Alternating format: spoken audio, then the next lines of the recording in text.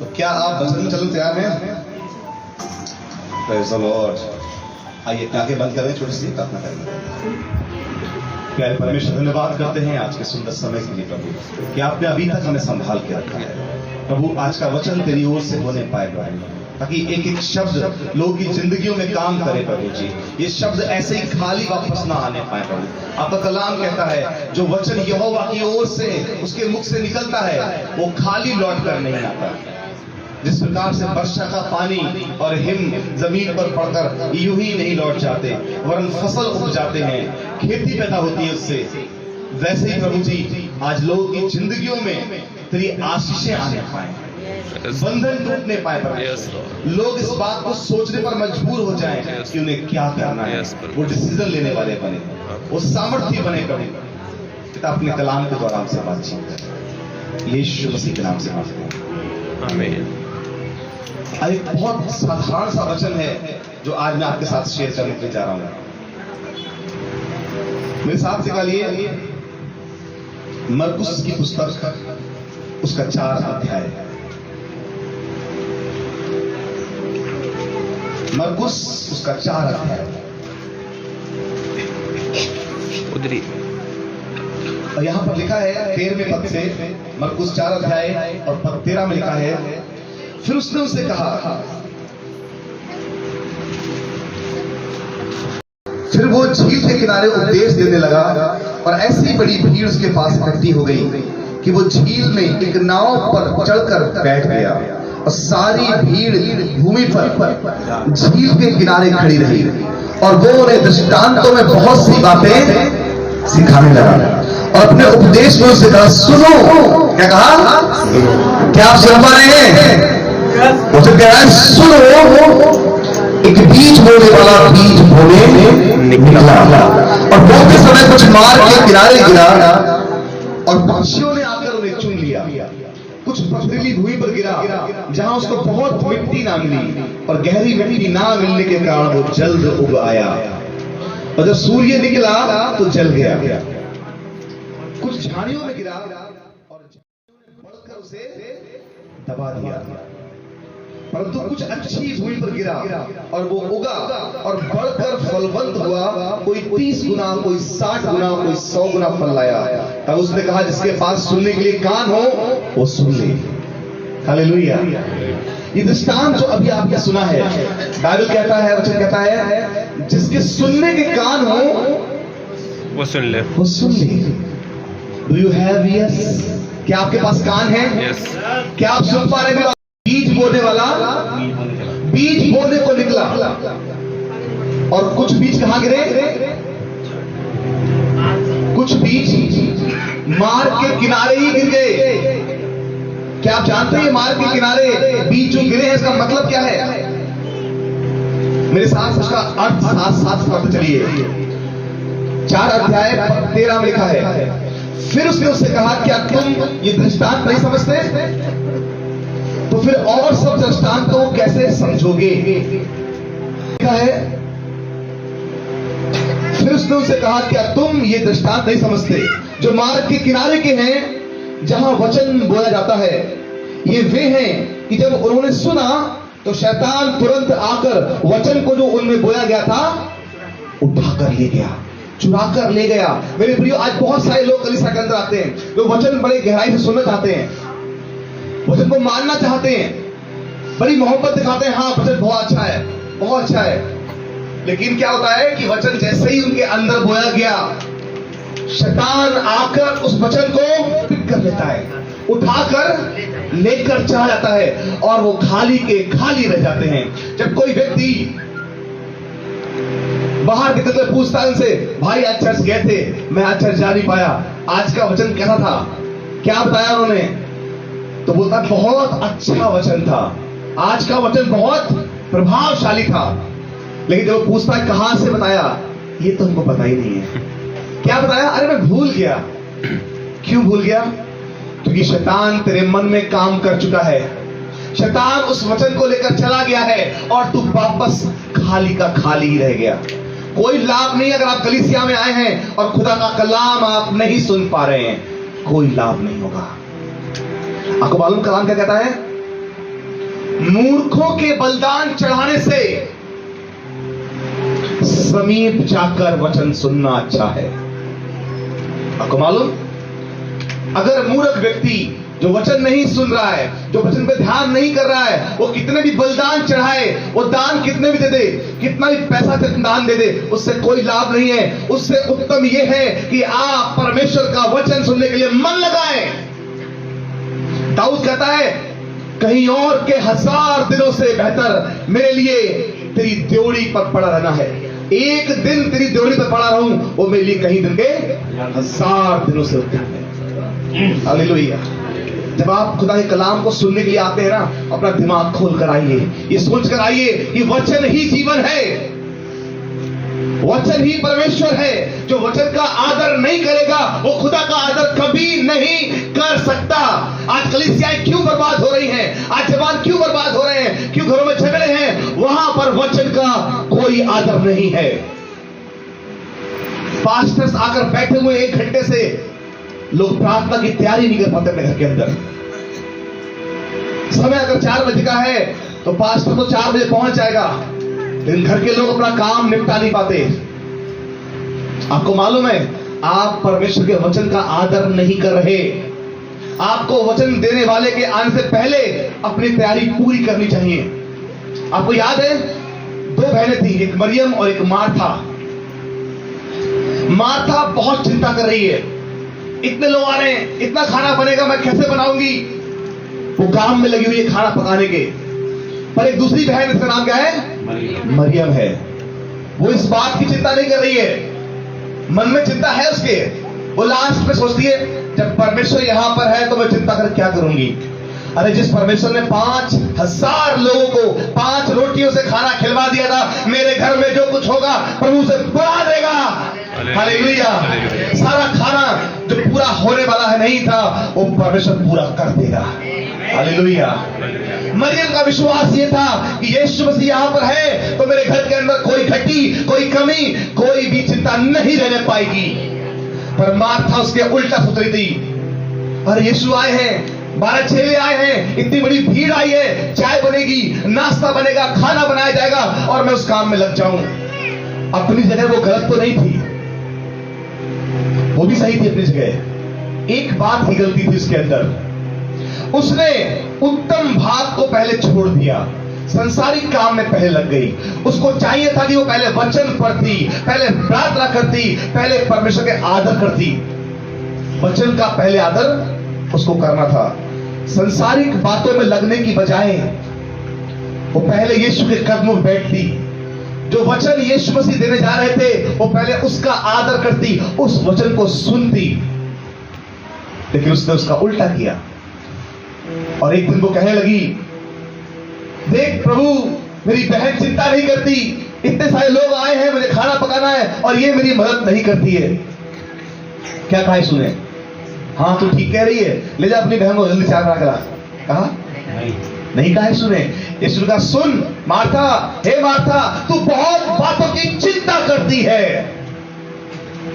मत्ती की पुस्तक उसके 6 अध्याय का लिखा हुआ है, चिंता ना करना इस बात की हम क्या खाएंगे और क्या पिएंगे, चिंता नहीं करना। वचन साफ कहता है, अन्य जाति लोग इन वस्तु की खोज में रहते हैं, तुम्हारा स्वर्गीय पिता तुम्हारे मांगने से पहले जानता है कि तुम्हें क्या क्या चाहिए। इसलिए चिंता नहीं करो, कल जॉब नहीं रहेगी, मैं कहां से खाऊंगा? कल बिजनेस ठप हो जाएंगे, मैं कहां से घर का खर्चा चलाऊंगा? चिंता मत करिए, कल संस्थाएं नहीं रहेंगी तो मेरा घर कैसे चलेगा? चिंता मत करिए कि खेती मारी गई है, घर में अनाज कहां से आएगा? चिंता मत करिए कि पेंशन बंद हो गई है, कैसे घर चलेगा? बच्चे जॉब पर नहीं है, कैसे घर का सर्वाइव करेंगे? हमारे ना रहने पर बच्चों का क्या होगा? हमारे घर का क्या होगा? हमारे परिवार का क्या होगा? आज 99% क्रिश्चियंस इन चिंताओं में जी रहे हैं, लेकिन 1% मसीही खुदा के विश्वास में जी रहे हैं। हालेलुया। जो चिंताओं में जी रहे हैं वो कभी चिंताओं से बाहर निकल नहीं पाएंगे, लेकिन जो मसीह यीशु में जी रहे हैं, जो वचन के अनुसार अपना जीवन जीते हैं, वो इन चिंताओं पर हंसते हैं खड़े होकर। हालेलुया। यीशु ने कहा, हे मार्था, तू बहुत बातों की चिंता करती है, लेकिन जो उत्तम भाग मरियम ने चुन लिया है, उससे कभी ना छीना जाएगा। लोग जो वचन सुनने के लिए समीप बैठते हैं, जो कलाम सुनने के लिए मेहनत करते हैं, जो इतनी इतनी दूर से चल के आते हैं अपनी बीमारियां लेकर, समस्याओं को लेकर, और कलाम सुनने के लिए आते हैं, कलाम कहता है जिसके कान हो वो सुन ले आत्मा कलीसियाओं से क्या कहता है। जो उत्तम भाग तूने चुन लिया है मेरी बहन, मेरे भाई, तुमसे कभी छीना नहीं जाएगा। जो कलाम सुनने के लिए मेहनत कर रहे हैं, जो बैठे हुए यहाँ पर, जो कह रहे चाहे बारिश आ जाए, चाहे तूफान आ जाए, चाहे गर्मी कितनी पड़े, चाहे कितना ठंड पड़े, मैं तो कलाम सुनने के लिए चाह रहा हूं। हालेलुया। वचन खुदा का कलाम है, वचन यीशु मसीह है, वचन जीवन है, और वचन जिसके पास है उसके अंदर चिंता काम नहीं करेगी, उसके अंदर बीमारी काम नहीं करेगी, उसके घर में झगड़े काम नहीं करेंगे। जो पत्नी और जो पति खुदा के कलाम को पढ़ेंगे रोज, मैं दावे से कहता हूं उस घर में झगड़े नहीं होंगे। एक घर होता है इसमें लोग अलग अलग दुआएं कर रहे हैं बैठकर, पत्नी अलग दुआ कर रही है, पति अलग दुआ कर रहा है, मन एक नहीं है।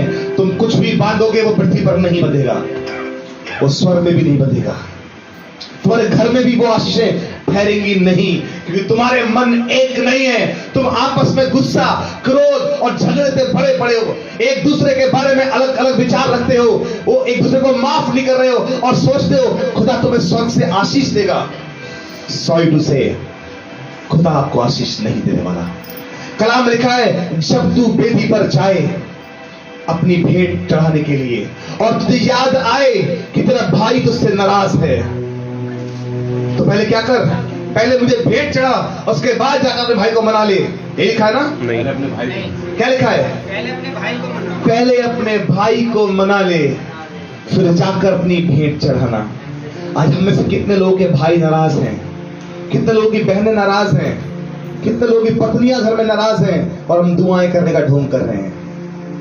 कितने लोग के पति नाराज हैं और हम दुआओं का ढोंग कर रहे हैं। हम वर्शिप कर रहे हैं, प्रार्थनाएं कर रहे हैं, दुआएं सुन रहे हैं, पर हमारे घर के अंदर माता पिता से बात नहीं कर रहे, अपनी माँ की इज्जत नहीं कर रहे, अपने पिता का सम्मान नहीं कर रहे, अपने भाई से बात नहीं कर रहे, अपने पड़ोस से बात नहीं कर रहे, और हम ये सोचते हैं हमारी प्रार्थनाएं स्वर्ग तक पहुंच जाएंगी।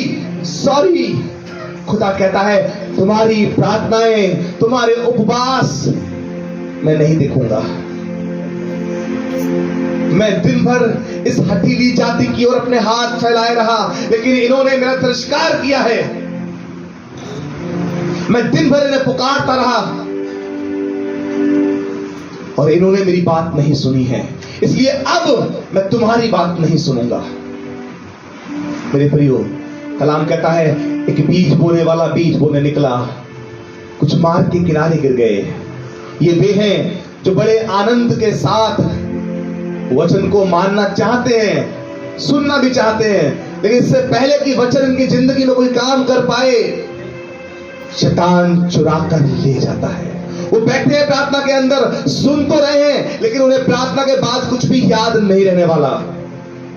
चेक योरसेल्फ, आज अपने आप को चेक करना। आज वचन जब खत्म हो जाए उसके बाद अपने आप को चेक करना कि तुम्हें कितना % वचन याद रह गया है। किसी को 5% याद रह जाएगा, किसी को 10%, किसी को 50%। जिसको 50 से ऊपर रह जाएगा वो बहुत आशीष पाएगा, लेकिन जिसको 5-10% याद रह गया, सोचो 90% तुम्हारा वचन शैतान चुरा कर ले गया है। शैतान वचन चुरा क्यों रहा है? कभी सोचा है आपने? ये बात तो आपने बहुत बार सुनी होगी, बीज बोने वाला बीज बोने निकला, शैतान चुरा कर ले गया उसके बीजों को। जानते हैं क्यों? जब बीज बोने वाले ने बीज बोया, वो सड़क के किनारे गिर गए और आकर पक्षी तुरंत चुनकर चले गए। कुछ भी पैदा हुआ नहीं। शैतान जानता है कि ये बीज, ये वचन जब इनके अंदर बो दिया जाएगा, इनके हार्ट में चला जाएगा, इनकी जिंदगी में चला जाएगा, और ये जिंदगी में जाकर इन्हें चंदा करेगा, इन्हें ब्लेस करेगा, इन्हें आशीषित करेगा। ये वचन अगर इन्होंने पढ़ना और मानना शुरू कर दिया, जो इन्होंने सुना है, इनके कानों से ये वचन जा रहा है। कलाम में लिखा है जिस प्रकार से जीभ के द्वारा स्वादिष्ट भोजन चख कर परखा जाता है, वैसे ही कानों के द्वारा वचन परखे जाते हैं। Hallelujah, hallelujah.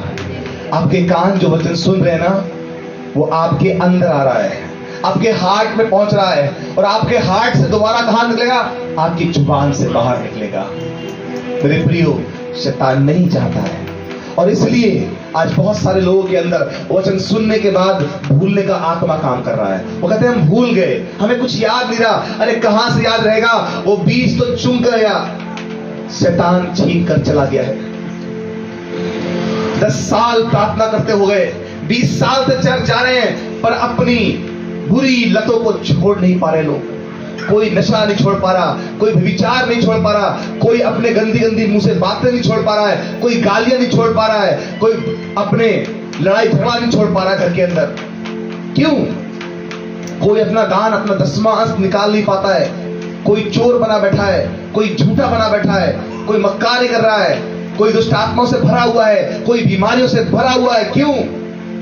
आज 10 साल से प्रार्थना कर रहे हैं लोग, 20-20 साल से चर्च जा रहे हैं लोग, सेम जीवन जी रहे हैं, वैसे ही संघर्ष में जा रहा है पूरी जिंदगी। 10-10 साल से प्रार्थना करने के बावजूद कोई जॉब नहीं, गवर्नमेंट, कोई बिजनेस नहीं चल रहा है, गरीबी और समस्याएं और प्रॉब्लम में चले जा रहे हैं। क्यों?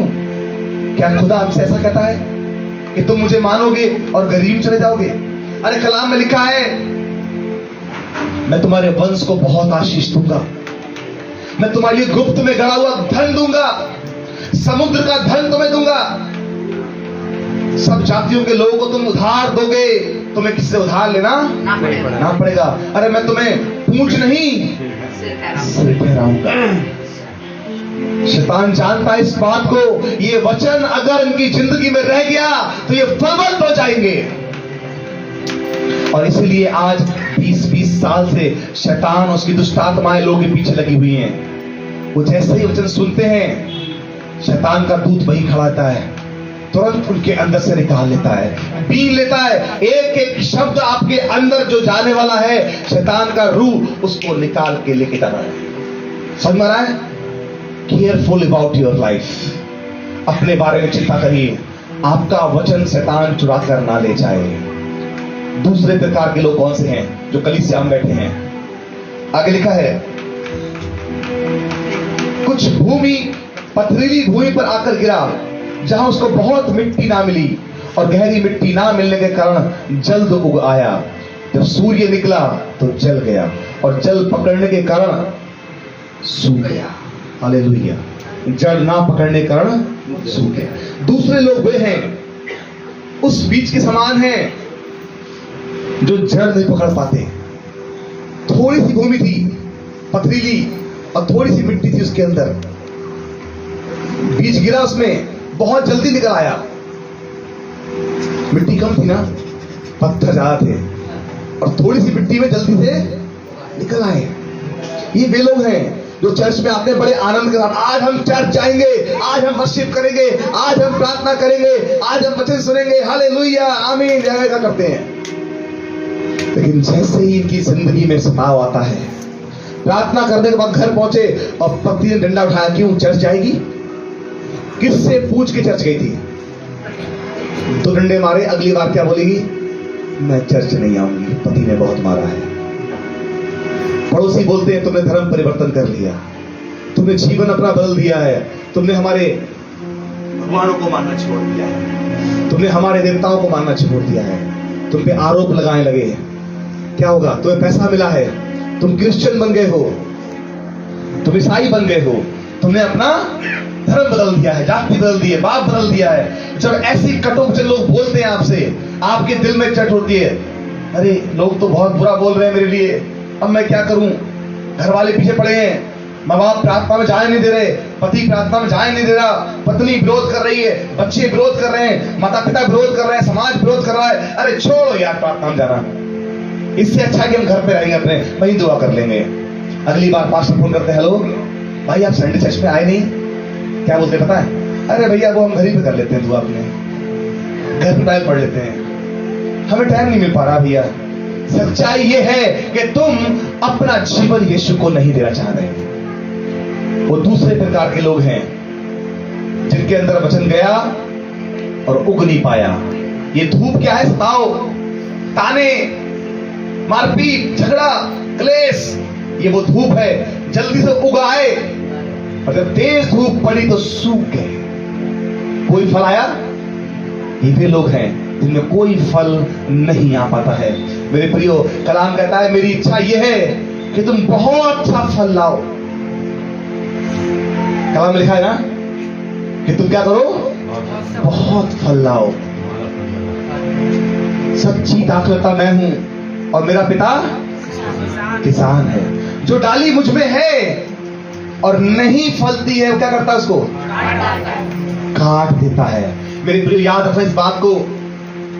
जो मसीह में है और काम नहीं कर रहे, अपने फेथ को स्ट्रांग नहीं कर रहे, जो अपनी प्रार्थनाओं को स्ट्रांग नहीं कर रहे, जो अपने वचन पर नहीं चल रहे हैं, जो वचन सुनने के लिए, उसे मानने के लिए, उसे पढ़ने के लिए समय नहीं निकाल पा रहे हैं। खुदा का कलाम कहता है जो मुझ में है और फल नहीं ला रहा।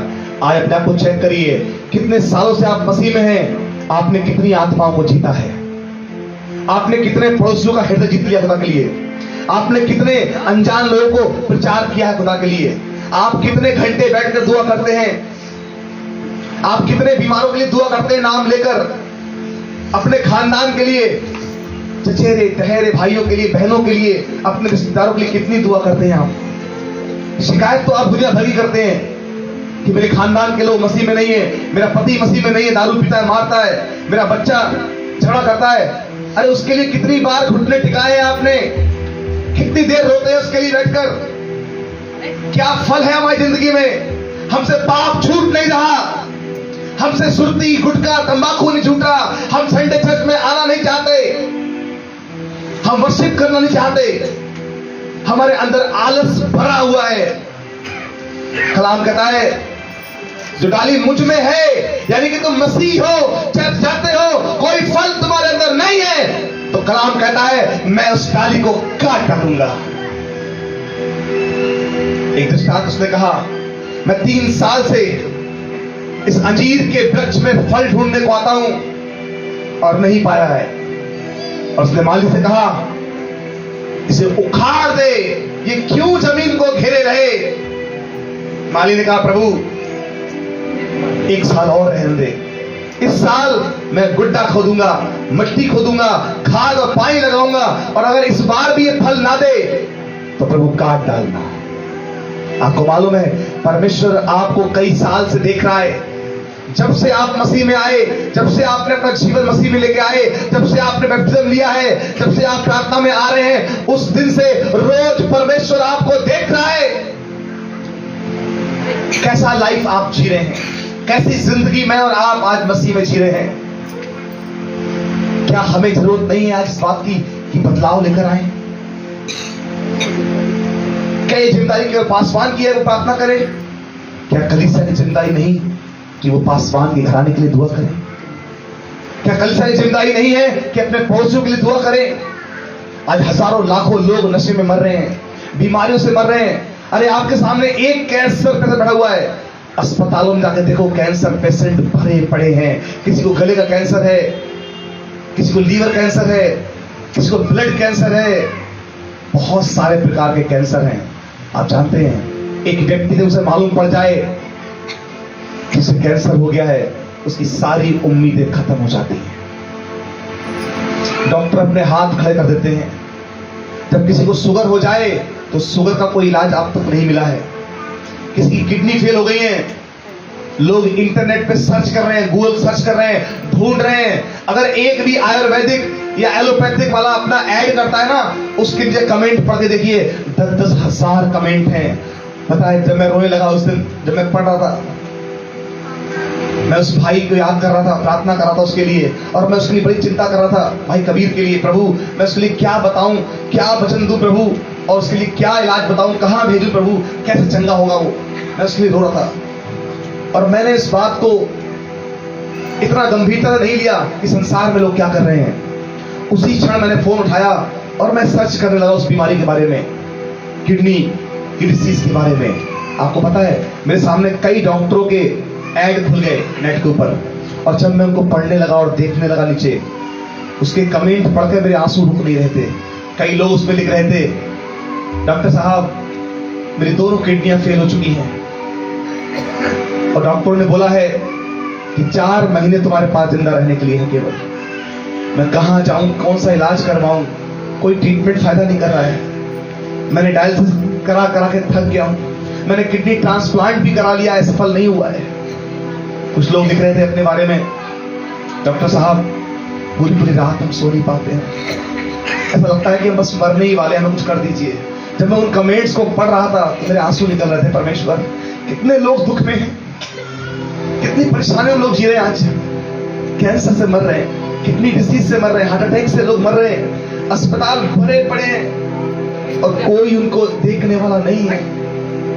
कलाम में लिखा है, पृथ्वी ये सृष्टि बड़ी आशा भरी दृष्टि से परमेश्वर के पुत्रों के प्रकट होने की बाट जो रही है। मेरे प्रियो, आज ये पूरी पृथ्वी, ये कायनात आपकी राह ताक रही है। कब यीशु मसीह के बेटे और बेटियां खड़े होंगे, कब ये प्रार्थना का जीवन जिएंगे, कब ये वचन से भरा हुआ जीवन जिएंगे, कब ये अपना हाथ ले जाकर बीमारों पर रखना शुरू करेंगे। अरे यीशु ने तो कह दिया, स्वर्ग और पृथ्वी का सारा अधिकार मुझे दिया गया है। और लूका 10:10 में उसने वो अधिकार आपको और मुझे दे दिया और कहा, जाओ और जाकर घर घर प्रचार करो, दुष्ट आत्माओं को निकालो, उनके बीमारों को चंगा करो, उनके मुर्दों को जिलाओ। जो कोई तुम्हें ग्रहण नहीं करता है, अपने पांव की धूल झाड़ देना और कहना, तब भी स्वर्ग का राज तुम्हारे निकट आ गया है। मेरे प्रियो, जिसके पास यीशु मसीह है, स्वर्ग का राज उसके अंदर है, वो ऑलरेडी स्वर्ग में है। मेरे प्रियो, आप स्वर्ग जाएंगे नहीं, आप ऑलरेडी इस वक्त स्वर्ग में हैं। कलाम कहता है, हम मसीह के साथ जिलाए गए हैं और स्वर्ग के स्थानों में बिठाए गए हैं। आपको मालूम, खुदा के लोग जब प्रार्थना करते हैं, स्वर्गदूत हमारी सेवा करने के लिए आते हैं। कलाम में लिखा है, स्वर्गदूत उद्धार पाने वालों के निमित्त सेवा टहल करने वाली आत्माएं हैं। जब आप दुआएं करते हैं, जब आप लोग लिए रोते हैं, वो स्वर्गदूतों को आप काम पर लगाते हैं। आप कहते हैं, परमेश्वर इसी वक्त मैं घोषणा करता हूं, यीशु मसीह के नाम से वो व्यक्ति चंगा हो गया है। वो स्वर्गदूत जाता है वहां से और उस व्यक्ति को छूता है और चंगाइयां होती है। हालेलुया। जब आप कहते हैं बंधन टूट जाए, मेरे प्रियो, कब बोलेंगे आप? कब आप दूसरों के लिए दुआएं करेंगे? कब आप वचन पढ़ेंगे? कब आप वो जमीन बनेंगे जो 100% फल लाती है? आज कलाम आपसे कहता है, जो कोई यीशु का आदर करता है वो पिता का आदर करता है। जो तुम्हारा आदर करेगा वो तुम्हारे भेजने वाले का आदर करेगा। समय मत गवाइए फालतू उन लोगों के पीछे जो लोग सुधरने वाले नहीं है। मत समय बर्बाद करिए। जो यीशु को उद्धार करता नहीं मानते, छोड़ दीजिए उन्हें। 1 बार समझाइए, 2 बार समझाइए, 3 बार समझाइए। नहीं मानते तक कितना सगा रिश्तेदार हो, उसके लिए प्रार्थनाओं में याद रखिए, उसके पीछे मत जाइए। कलाम कहता है, तेरा कितना सगा भाई हो, सगी बहन हो, तेरा रिश्तेदार हो, पड़ोसी हो, जो कोई तेरा वचन ना स्वीकार करना चाहे, अपने पांव की धूल वहां पर झाड़ देना। न्याय के दिन ये धूल उठकर गवाही देगी। हालेलुया। आज कलीसिया के लोगों को चाहिए कि वे अपना जीवन यीशु को दे। आगे इसमें लिखा है, कुछ झाड़ियों में गिरा और झाड़ियों ने उसे दबा दिया, वो फल ना लाया। कुछ लोग कलीसिया के अंदर तीसरे प्रकार कौन से हैं? जो वचन सुन रहे हैं, मान रहे हैं, प्रार्थना भी कर रहे हैं, दान भी दे रहे हैं, लेकिन घर की चिंताओं ने उन्हें सताया है। घर की गरीबी उन्हें परेशान कर रही है, कर्जा परेशान कर रहा है, बीमारी परेशान कर रही है, पति पत्नी के झगड़े परेशान कर रहे हैं, बच्चे परेशान कर रहे हैं, रिश्तेदार परेशान कर रहे हैं, संसार भर की चिंताएं, बच्चों की फीस, घर की किस्त, मोटरसाइकिल नहीं है घर में, खाने को नहीं है, कपड़े नहीं है, बहुत सारी चिंताओं ने क्या किया है? उन्हें मजबूर कर डाला है। और उनकी चिंताओं के कारण उनमें फल नहीं आ रहे। झाड़ियों ने बढ़कर उन्हें दबा दिया। बीज कहां गया? झाड़ियों के बीच में गिर गया। वो झाड़ियां हैं चिंताएं, फिक्रें, और बीज कौन है? वचन खुदा का। आपका हृदय झाड़ियों में दब गया है मेरे प्रिय। ये झाड़ियां कब हटेंगी? कलाम में पता है क्या लिखा है? मैं आज आपको कहता हूं 90% क्रिश्चियंस तीसरी प्रकार की भूमि बन चुके हैं। 90% क्रिश्चियंस तीसरे प्रकार की भूमि है। हर घर में चिंता है, हर घर में डिप्रेशन है, हर घर में झगड़े हैं, हर घर में परेशानी है। आज क्यों लोग जयवंत जीवन नहीं जी पा रहे? पता है क्यों? कलाम में लिखा है, पहले मेरे राज्य और मेरे धर्म की खोज कर, संसार की सारी वस्तुएं तुझे। हम यहीं पर चुप कर रहे हैं मेरे प्रियो। हम पहले भाग रहे हैं टीवी घर में कैसे आएगा, हम भाग रहे हैं किस्त कैसे जमा होगी, हम भाग रहे हैं मकान कैसे बनेगा, कर्जा कैसे उतरेगा, शादी बढ़िया कैसे होगी। हम संसारिक चीजों के पीछे भाग रहे हैं। मेरी सुंदरता में निखार कैसे आएगा, कौन सी क्रीम लगाऊं कि गोरी हो जाऊं। बहुत गोरे हैं लोग, फिर भी और गोरा हो जाते हैं। बहुत सुंदरता खुदा ने बनाया उनको, लेकिन और सुंदर बनना चाहते हैं। संतुष्ट नहीं है अपने जीवन से। संसार की सुंदरता, संसार का धन चाहते हैं, संसार के ऐसो आराम चाहते हैं। कलाम कहता है, पहले मेरे राज्य और मेरे धर्म की खोज करो। संसार की सारी वस्तुएं, TV, fridge, cooler, washing machine, AC, पैसा, बिल्डिंग, घर, बंगला, गाड़ी, शोहरत, दौलत, इज्जत, सब तुम्हारा खुदा तुम्हें दे देगा। क्या मांगता बदले में तुमसे? पहले मेरे राज्य और मेरे धर्म की खोज कर। और उसका राज्य, उसका धर्म किसी दुकान पर नहीं मिलेगा बनिए की, जो आप जाकर 5 किलो मोल ले लो। किसी शोरूम पर नहीं बिकता है, जहां 10,000 में खरीद के ले आओ। उसका राज्य, उसका धर्म इधर है।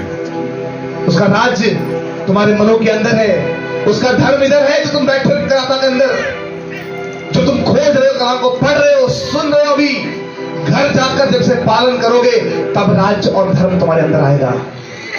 याद रखना, कलाम में लिखा है, वे आशीषित नहीं होते जो कलाम को केवल सुनते हैं, आशीषित वो होते हैं जो कलाम को सुनकर उस पर चलते हैं।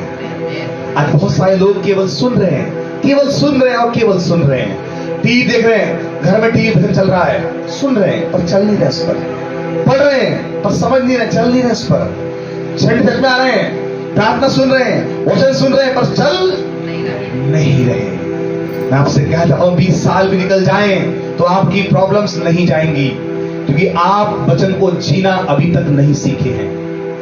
यही कारण है कि आज बहुत सारी कलीसियाओं के अंदर लोग बीमारियों से पीड़ित हैं, कर्ज से पीड़ित हैं, समस्याओं से पीड़ित हैं, और उनकी जिंदगी में कुछ भी नया नहीं हो रहा है, क्योंकि लोग खुदा के कलाम के साथ मजाक कर रहे हैं। How much time you have spent with your word of God? How much time you give to your God? कितना समय आप खुदा की उपस्थिति में बिताते हैं, मायने रखता है। कितना समय याद करिए अपने दिन को रोज के, कि रोज सुबह जब आप उठते हैं तो आप क्या करते हैं, दोपहर में फिर क्या करते हैं, समय मिलता है तो रात को ड्यूटी से आने के बाद आप क्या करते हैं, कितना समय आप खुदा की संगति में बैठते हैं। मेरे प्रिय लोग, 10 मिनट प्रार्थना करते हैं। आज सुबह जाते हो, छोटी सी प्रार्थना कर ली, बेड पर उठ के बैठे, छोटी सी दुआ कर ली, खाना खाने बैठे, छोटी सी दुआ कर ली, रात को बैठे बेड पर लेटने से पहले छोटी सी दुआ कर ली और सो गए। ये संगति नहीं है। खुदा के साथ एक होना पड़ता है। जैसे अगर आपकी शादी हो और आपकी पत्नी आए आपके पास, चाय दे और चली जाए, खाना दे और चली जाए, पत्नी आए और कहे मैं जॉब पे जा रही हूं और बाय, क्या आपको लगेगा कि ये मेरी पत्नी है? कभी आपके साथ समय ना बिताए, आपके साथ बिस्तर शेयर ना करे, आपसे बातचीत ना करे, आपके साथ घूमे टहले ना, आपसे बातचीत ना करे, आपसे कोई दुख और सुख पे बात ना करे, क्या आपको लगेगा मेरी पत्नी है वो? नहीं लगेगा। ऐसे ही अगर पति पत्नी के साथ ना बैठे, ना उठे, समय ना दे, उसे प्यार ना करे, तो क्या वो पति लगेगा? मेरे प्रियो, यीशु मसीह हमारा दूल्हा है, हमारा पति है, हम उसकी दुल्हन हैं, और हम उस निकम्मी दुल्हन के समान ना बने जो अपने पति के साथ वफादार नहीं है। जो पत्नी अपने पति से प्यार करती है ना, अगर बुखार आएगा तो तुरंत जाकर हाथ लगाएगी, देखेगी कितना बुखार है, पति की इज्जत करेगी। खाना पीना तो बात की बात है, पहले उससे प्यार करेगी, पहले उसको बात करेगी। उसका दिल में अंदर क्या है पत्नी के और पति के, वो एक दूसरे को टटोलेंगे। बात पे नाराजगी है। उस घर में कभी भी झगड़े हो नहीं सकते जहां दिल से दिल मिला हुआ है। ऐसे ही उस घर के अंदर कभी भी बरकतें दूर नहीं होंगी, उस घर से आश्चर्य कभी दूर नहीं होंगी जो यीशु के साथ दिल से दिल मिला लिया है। जिन्होंने वो संगति कर रहे हैं खुदा के साथ बैठकर, वो टाइम एक्सपेंड कर रहे हैं। आप अपना टाइम स्पेंड करिए खुदा के साथ। 1 घंटा बंद कमरे में चले जाइए। कलाम लिखा है तो प्रार्थना करे तो क्या कर, चौराहा चला जा, गुप्त में जा, दरवाजा बंद कर और जो कुछ तुझे मांगना है मांग, तब तेरा स्वर्गीय पिता जो तुझे गुप्त में देखता है तुझे प्रतिफल देगा। मेरे प्रियो, चौथे प्रकार के लोग सुनिए क्या लिखा है यहाँ पर। परंतु कुछ अच्छी हुई पर गिरा, वो उगा और बढ़कर फलवंत हुआ, कोई 30 गुना, कोई 60 गुना, कोई 100 गुना। हालेलुया। जो अच्छी भूमि बोए गए ये वे हैं जो वचन सुनकर ग्रहण करते हैं और फल लाते हैं। जो वचन सुनते हैं और सुनकर उस पर चलते हैं, उसे मानते हैं। जब कहा गया कि आज से नशा नहीं करना है किसी प्रकार का, तो उसी दिन छोड़ दे। जब कहा गया झूठ नहीं बोलना है तो नहीं बोलेगा आज के बाद। जब कहा गया चर्च समय पर आना है तो चर्च समय पर आना है। जब कहा गया कि चर्च की जरूरतों के लिए अपने दान खोलिए, अपने दशमांश खोलिए, तो वो चोरी नहीं करेगा। हर वो चीज जो खुदा के कलाम में आपको सिखाई जा रही है, चाहे पति पत्नी का रिश्ता हो, चाहे पड़ोसी के साथ प्रेम हो, चाहे बाइबल स्टडी हो, चाहे वर्शिप हो, जो कुछ भी कलाम में आपको सिखाया जा रहा है आपको वो मानना ही है।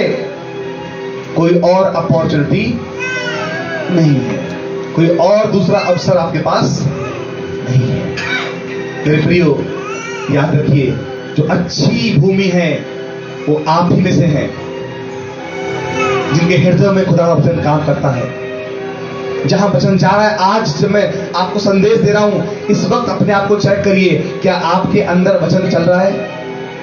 कहीं आप बैठकर ऊँग तो नहीं रहे, कहीं आप सो तो नहीं रहे हो, कहीं आपको सुस्ती और नींद तो नहीं आ रही है? अगर आ रही है तो शैतान आपके अंदर काम कर रहा है, होशियार हो जाइए। शैतान आपके अंदर दुष्ट आत्मा के द्वारा काम कर रहा है, वो आपको नींद दे रहा है, स्लीपिंग दे रहा है, क्योंकि आपके अंदर जो वचन जा रहा है वो शैतान चुरा रहा है। चोरी घर में कब होती है? जब लोग गहरी नींद में सोते हैं। इसलिए यीशु ने कहा जागते रहो और प्रार्थना करते रहो, तुम नहीं जानते चोर किस पहर आएगा। इसलिए प्रार्थना में जागते रहिए, आंखों में नींद मत आने दीजिए। आप नहीं जानते दुष्ट आत्माएं आपके अंदर से वचन को चुरा रही हैं और वो नहीं चाहती हैं कि आप आजाद हो जाएं अपने दर्द से, अपनी बीमारी से, अपनी गरीबी से, अपने कर्जे से। जहां कलाम होगा वहां खुदा का आत्मा होगा, और जहां खुदा का आत्मा होगा वहां स्वतंत्रता होगी। हालेलुया। एक पद पढ़िए मेरे साथ। कई लोग बोलते हैं हमारा विश्वास बहुत स्ट्रांग है, मुझे बहुत विश्वास है। एक विश्वास जो केवल बुद्धि से होता है, यहां से बोलने के केवल मुझे विश्वास है, यीशु मसीह कर सकता है, मुझे विश्वास है। लेकिन जब मुसीबत पड़ती है ना, तब मालूम पड़ता है कितना विश्वास है। ये कहना बहुत आसान है, हाँ यीशु ने मुर्दों को जिंदा किया, हाँ यीशु ने चंगा की है, मैं विश्वास करता हूं यीशु मसीह सब कुछ कर सकता है। सब मानते हैं? कितने लोग मानते हैं यीशु मसीह सब कुछ कर सकता है? हाथ खड़ा करिए। सब मानते हैं? Praise God. अगली बार जब आप बीमार पड़े, इस बात को याद रखिएगा, यीशु सब कुछ कर सकता है। डॉक्टर की तरफ भागने की जरूरत नहीं है, यीशु की तरफ भागने की जरूरत है। जब गरीबी में आए, अगली बार आप समस्याओं में आ जाएं, कर्जे में आ जाएं, रिश्तेदारों की तरफ देखना बंद कर दीजिए, बैंक के लोन की तरफ देखना बंद कर दीजिए, सहायता के लिए मनुष्यों पर निर्भर होना बंद कर दीजिए, क्योंकि यीशु सब कुछ करता है। अभी हाथ उठाए ना, उसकी तरफ देखना शुरू करिए। जब परेशानियों में पड़े आप, डॉक्टर की तरफ मत देखिए, यीशु की तरफ देखिए। अगर आप कहते हैं मैं विश्वासी हूं, तो विश्वासी का मतलब होता है यीशु के जैसा व्यक्ति। और यीशु कभी डॉक्टरों के पास नहीं गया, यीशु कभी अपना कर्जा उतरवाने नहीं गया बैंक लेने, लोन लेने। यीशु कभी नहीं गया अपने रिश्तेदारों को भीख मांगने के लिए, लाओ मुझे पैसे दो, मैं सेवा कर रहा हूं। यीशु कभी अपनी घर की जरूरतों के लिए किसी का हाथ नहीं फैलाया। यीशु ने कहा, मेरा पिता जानता है मुझे क्या चाहिए। Hallelujah, hallelujah. आज तुम्हारा पिता जानता है तुम्हारे मांगने से पहले कि तुम्हें क्या चाहिए। अगर विश्वासी हो तो विश्वास का लक्षण भी दिखाओ। हर जगह तुम्हारा विश्वास दिखाई देना चाहिए। जब घर में खाने को ना होना तो याद करो, यीशु ने कहा, चिंता नहीं करना भोजन के लिए, मैं आकाश के पक्षियों को खिलाता हूं, तुम्हें क्यों ना खिलाऊंगा। अपने खाली डिब्बों पे हाथ रखना और कहना, परमेश्वर तेरे नाम से ये भर जाए।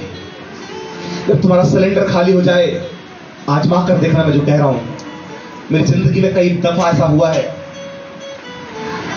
कि घर में सिलेंडर नहीं है, किसी से मांग सकते नहीं, कोई देने वाला नहीं है, और घर पे अचानक से उसी दिन मेहमान आ गए। मेरी वाइफ मुझसे कहती है, सिलेंडर सुबह खत्म हो गया, पता नहीं तुमको, कहां से आएगा। अभी राशन तो है घर के अंदर पर सिलेंडर नहीं है। अभी किससे बोले कि हमारी चाय बनवा दो, घर पे गेस्ट आए हैं। मैंने वाइफ को बोला, याद है कलाम में क्या लिखा है, जाओ फिर करो वो काम। अपने हाथ रखो सिलेंडर के ऊपर, कहो यीशु मसीह के नाम से सिलेंडर में भरा जाए और वो चलने लगेगा। मैं सच कहता हूं, हम दोनों इसी किचन के अंदर गए, उस पर हाथ रखे और प्रार्थना की। मेरी पत्नी ने कहा, यीशु मसीह के नाम से ये खाली सिलेंडर चलने लगे, ये भर जाए। आपको पता है क्या हुआ? वो सिलेंडर लगाया और वो चलने लग गया। उसमें गैस अपने आप आ गई। हमको लगा एक टाइम के लिए काम चल गया है, हमको नहीं मालूम था खुदा ने क्या कर दिया है। हमारे पास उस वक्त एक ही सिलेंडर था और हमने सिलेंडर बुक करवाया था पर आया नहीं था। अब खाली सिलेंडर है नहीं, कहां से दे। अचानक दूसरे सिलेंडर आ गया। हमने पड़ोस से एक सिलेंडर मांग लिया था। वो जिस सिलेंडर की बात मैं कर रहा हूं वो पड़ोस से मांगा हुआ सिलेंडर था, खाली। और उस सिलेंडर को उठाकर हमने उसको दे दिया। समझ में आ रहा है आपको? भरा सिलेंडर रख गया घर के अंदर, और जो खाली सिलेंडर था जिसमें दुआ की थी वो चल रहा है, अभी लगा हुआ है। अब उसको देने के लिए हमारे पास सिलेंडर था नहीं, तो हमने पड़ोस की रजनी आंटी सिलेंडर मांगा और उसके बदले में हमने भरा सिलेंडर ले लिया। अभी एक सिलेंडर हमें भरा रखा है और एक जिसमें दुआ की थी चल रहा है। ध्यान सुनना, इस बात बहुत गहरी बता रहा हूं। जिस पर दुआ की थी वो चले ही जा रहा है। 1 दिन हो गया, 2 दिन हो गए, 3 दिन हो गए, 5 दिन निकल गए, 1 हफ्ता निकल गया, 10 दिन निकल गए, अभी वो सिलेंडर खाली नहीं हो रहा है। और पड़ोस की आंटी कहती है, बेटा हमारा सिलेंडर कब दोगे आप? हालेलुया। उनका सिलेंडर बार बार आना है। हम कह रहे आंटी कल मिल जाएगा, कल मिल जाएगा, अभी अगले कल मिलेगा आपको। वो कह रही है, अरे भैया सिलेंडर ला कर दो आज हमें। और हम इस बात में खुश थे कि खुदा 1 दिन के लिए मांगा था, 10 दिन निकल चुके। हालेलुया। आपको पता है वापस जाके हमें दुआ करनी पड़ी सिलेंडर पे, प्रभु अब इस सिलेंडर को शांत कर दीजिए। हालेलुया। और जैसे दुआ करी उसके थोड़ी देर के बाद सिलेंडर बंद हो गया। हालेलुया। मुझे आज भी याद है, जब मैं सफर में था, एक दिन मेरे घर पर आधा किलो केवल क्या आया था, चिकन। कितना आया था? आधा किलो मीट लेके आए थे हम लोग। आप बिलीव कर पाएंगे, करीबन 8 से 10 लोग हमारे घर में ऑलरेडी थे खाना खाने वाले, और इतने ही लोग अचानक से मेहमान टपक गए, 2 फैमिली के अलग अलग जगहों से। अभी कितने हो गए? 18 से 20 लोग हमारे घर के अंदर हो चुके हैं। और कितना है खाना? आधा किलो। सोचेंगे ना आप कैसे होगा। मेरे डैडी ने मुझसे कहा, बेटा कुछ करो इंतजाम, लोग तो बहुत बढ़ गए हैं। पर मैंने कहा, पापा चिंता नहीं करो। वो रश्मि है ना, छोटी बहन मेरी, वो प्रार्थना लीडिंग करती थी घर में। मगर रश्मि जाओ और वही करो जो सिखाया तुमको। और वो गई, उसने जाकर तुरंत अपने हाथ रखे उस पतीली के ऊपर जिसमें चावल थे, सब्जी थी, रोटी थी। कहा, यीशु मसीह तेरे नाम से आज ये खाना बढ़ने पाए और सब खाने पाए और बचने भी पाए। यीशु के नाम में हमने उस आधा किलो मीट से 18 लोगों को खाना खिलाया और लास्ट में 2 पीस बचने पाए। हालेलुया।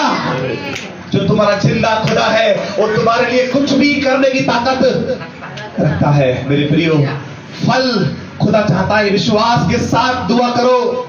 तुम जिस पर हाथ रख दोगे वो बर्तन भर जाएगा। तुम जिससे कह दोगे भाई जा और तेरी बीमारी चली गई है, वो चली जाएगी। हालेलुया। जिस बंद को तुम कहोगे खुल जा, वो खुल जाएगा। कलाम में क्या लिखा है? वचन यीशु मसीह है।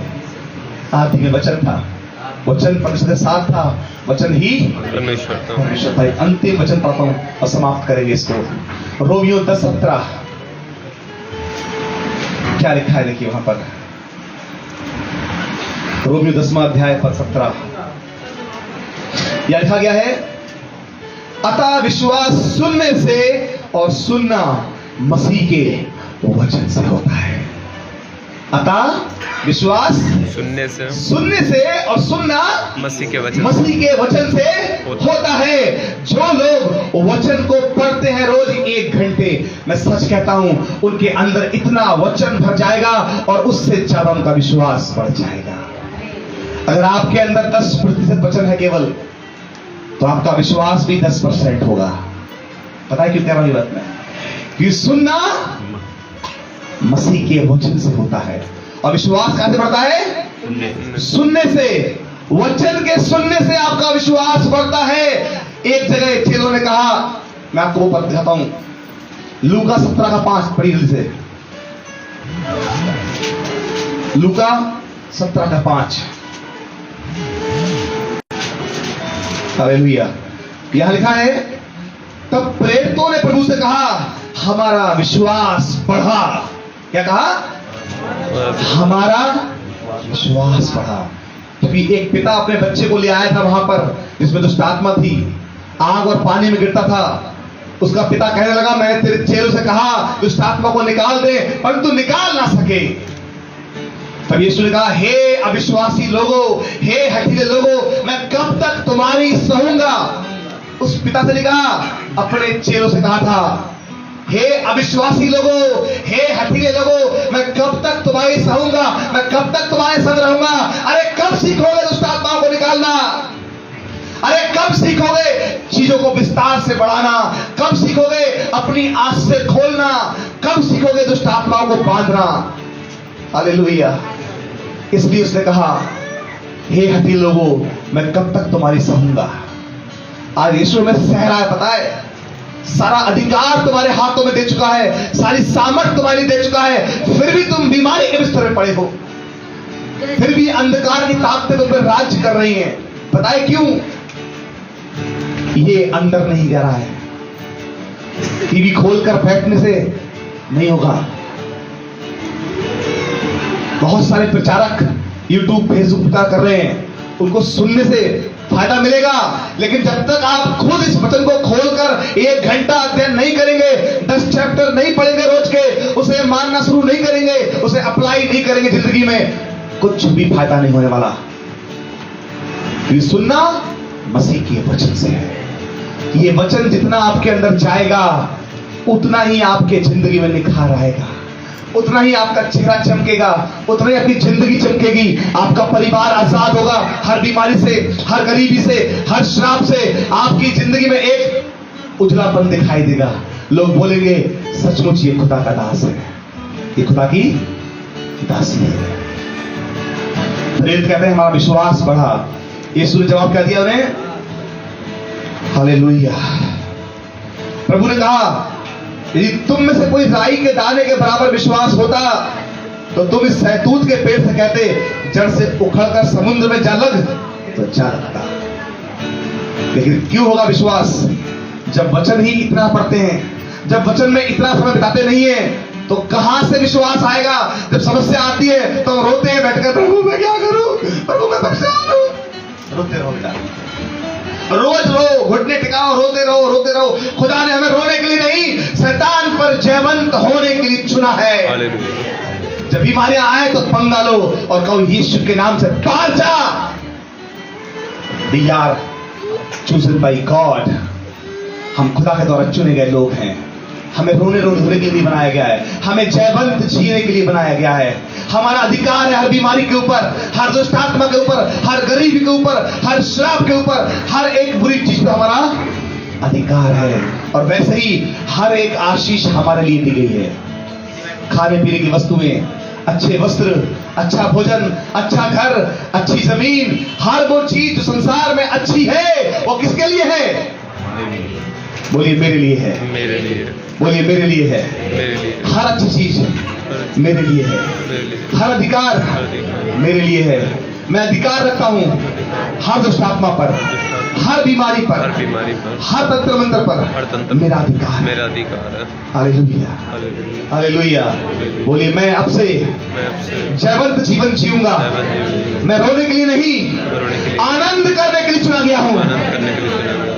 मैं हारने के लिए नहीं, हारने के लिए, जीतने के लिए बनाया गया हूं। मैं परमेश्वर का संतान हूं परमेश्वर का संतान और मैं प्रकट होने जा रहा हूं। और प्रकट होने जा रहा हूं। मैं ज्योति हूं खुदा की, मैं ज्योति हूं। मैं चमकने जा रहा हूं। मैं चमकने जा रहा कोई मुझे रोक नहीं सकता हूं। मुझे रोक नहीं सकता। चमकने से। चमकने से। मेरा उजियाला मेरा उजियाला सबके ऊपर चमकेगा। सबके ऊपर चमकेगा। मैं आशीषित हो चुका हूं आशीषित। यीशु के नाम में। यीशु के नाम में। Amen. Amen. Hallelujah, hallelujah. Hallelujah. Hallelujah.